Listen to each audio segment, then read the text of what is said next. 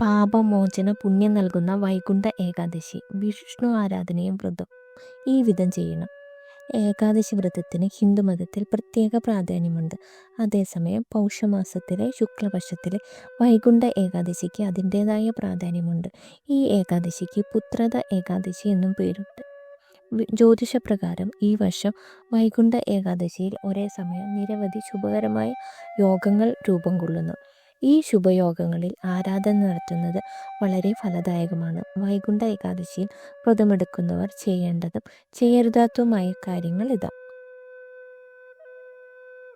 വൈകുണ്ഠ ഏകാദശിയിൽ ശുഭമുഹൂർത്തങ്ങൾ. ഏകാദശി നാളിൽ, അതായത് ജനുവരി 10 സുസ്ഥിര, ചാർ എന്നീ പേരുകളിൽ ഒരു ഐശ്വര്യയോഗവും രൂപം കൊള്ളുന്നു. ഈ ശുഭമുഹൂർത്തത്തിൽ വിഷ്ണുവിനെ ആരാധിക്കുന്നത് വിവിധ ഫലങ്ങൾ നൽകുമെന്നാണ് വിശ്വാസം. വൈകുണ്ഠ ഏകാദശിയുടെ പ്രാധാന്യം. വൈകുണ്ഠ ഏകാദശി പുത്രദ ഏകാദശി എന്നും അറിയപ്പെടുന്നു. ഈ വ്രതത്തിൻ്റെ പ്രാധാന്യം ശ്രീകൃഷ്ണൻ യുധിഷ്ഠിരനോട് പറഞ്ഞിട്ടുണ്ട്. ഈ വ്രതമെടുക്കുന്നതിലൂടെ സ്ത്രീകൾക്ക് യോഗ്യനായ ഒരു കുഞ്ഞിന് ജന്മം നൽകാനാകും.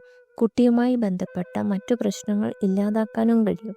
കുട്ടിയുടെ ആരോഗ്യം മോശമാണെങ്കിലും ഈ വ്രതം അനുഷ്ഠിക്കേണ്ടതുണ്ട്.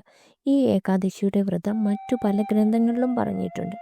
വൈകുണ്ഠ ഏകാദശിയുടെ പൂജാവിധി എങ്ങനെയാണെന്ന് നോക്കാം. വൈകുണ്ഠ ഏകാദശി ദിനത്തെ അതിരാവിലെ ഉണർന്ന് കുളിയും മറ്റും കഴിഞ്ഞ് വ്രതാനുഷ്ഠാനം ആരംഭിച്ച് പൂജിക്കുക. ഈ വ്രതത്തിൽ മഹാവിഷ്ണുവിനൊപ്പം ഉണ്ണിക്കണ്ണനെയും ആരാധിക്കണം. വൃത്തിയുള്ള വസ്ത്രം ധരിക്കുക. വൃത്തിയുള്ള സ്ഥലത്ത് വിഷ്ണുവിൻ്റെ വിഗ്രഹമോ ചിത്രമോ സ്ഥാപിക്കുക. ഉണ്ണിക്കണ്ണൻ്റെ പ്രതിമയും സമീപത്ത് സൂക്ഷിക്കുക. പശുവിൻ പാല് വിഗ്രഹങ്ങൾ അഭിഷേകം ചെയ്യുക.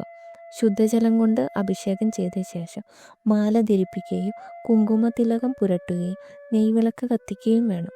ഇതിന് പഴങ്ങൾ, വെണ്ണ, മധുരപലഹാരങ്ങൾ എന്നിവ നിവേദ്യമായി സമർപ്പിക്കുക. തുളസിയിലയും ഇതോടൊപ്പം സമർപ്പിക്കുക. മഞ്ഞ നിറത്തിലുള്ള വസ്ത്രങ്ങൾ ദൈവത്തിന് സമർപ്പിക്കുക. ഇതിനുശേഷം ആരതി നടത്തുകയും പ്രസാദ വിതരണം നടത്തുകയും ചെയ്യുക. ഇതിലൂടെ നിങ്ങളുടെ എല്ലാ ആഗ്രഹങ്ങളും നിറവേറ്റാനാകും.